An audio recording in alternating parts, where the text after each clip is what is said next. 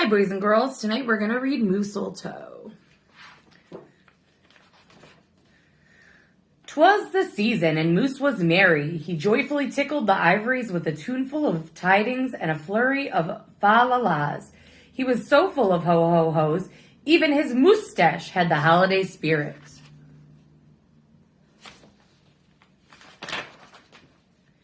But Moose was more than just a bit merry and bright. He was busy, busy, busy. There was a lot to be done on his list of to-dos.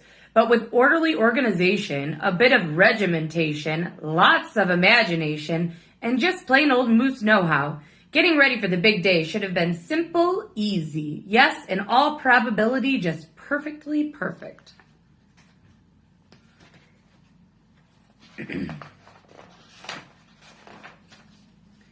He wasted not one merry minute. Moose got moving and put some hustle into the holiday bustle. He went to work. He wrote cards and letters till his hooves hurt. Check. He shopped till he dropped. Check. He hauled home boxes and bags and presents galore. Moose had gifts for everyone stacked from ceiling to floor. Check, check, check. Then he wrapped, yo, yo, yo, and he ribboned, ho, ho, ho. And on each and every package he tied a big, beautiful bow.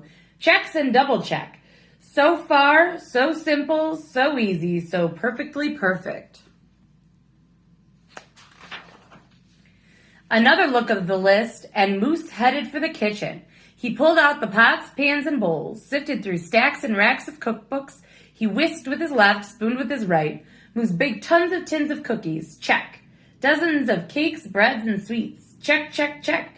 He made jellies, sticky jams. Moose roasted a goose and some chestnuts. He roasted marshmallows and yams. Check, check, check, triple check.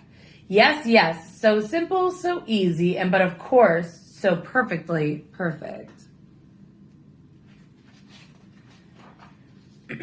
Decorations were up next on his list of things to do and get done. So Moose decked the halls, then spruced up the walls. He beaded, bowed, and moosel-toed. He gathered garlands, roped wreaths, and holly, jingled bells, sang noels. Oh, good golly, this Moose was jolly. Check, check, check, check, check, check, check.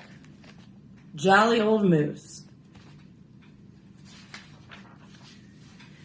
Last but not least, he hung all the stockings, each and every one, with special care, and just in time, too. Soon Santa would be there. Check and final check. Yes, sirree, getting ready for Christmas was an absolute snap. And so simple, so easy, and if he did say so himself, Moose thought totally, utterly, completely, perfectly perfect. On that night before Christmas, Mother, little Sissy, Bucky, and Junior looked all through the house. What a job Moose had done. Everything looked beautiful. Festive. Quite fine, indeed. There was just one minor problem, if you will. Oh dear, sighed the missus, as the five stared at one empty corner. Oh my, oh gee. Pop, what happened? Cried Junior. You forgot the tree.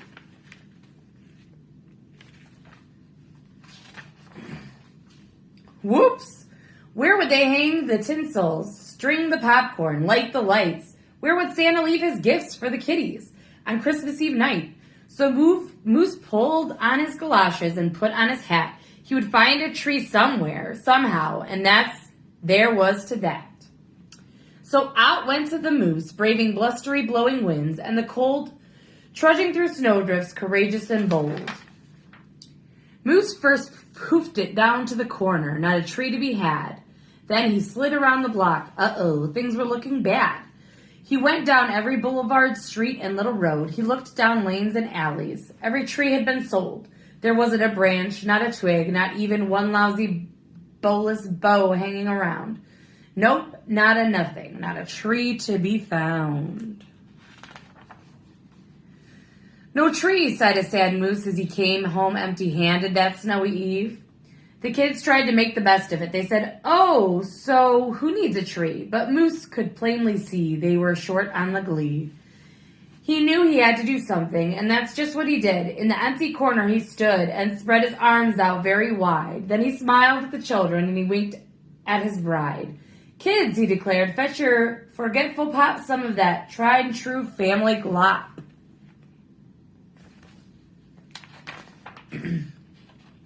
So back came the kids carrying a big pot of glue, and without a word to one another, they just knew what to do.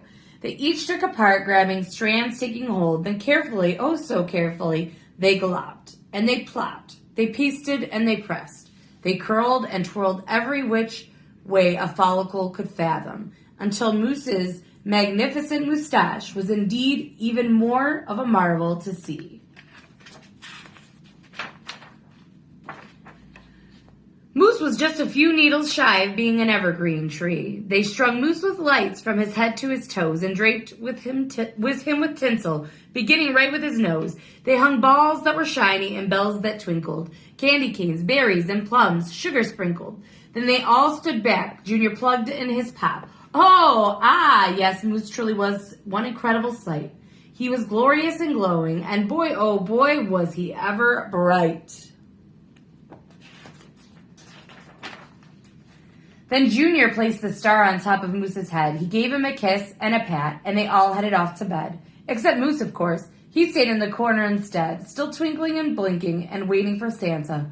Oh, so it wasn't so simple, and it wasn't so easy, and okay, it wasn't so perfectly perfect. But do you know what? It was pretty close. Ho, ho, ho. I hope you all have a perfectly perfect Christmas. Bye.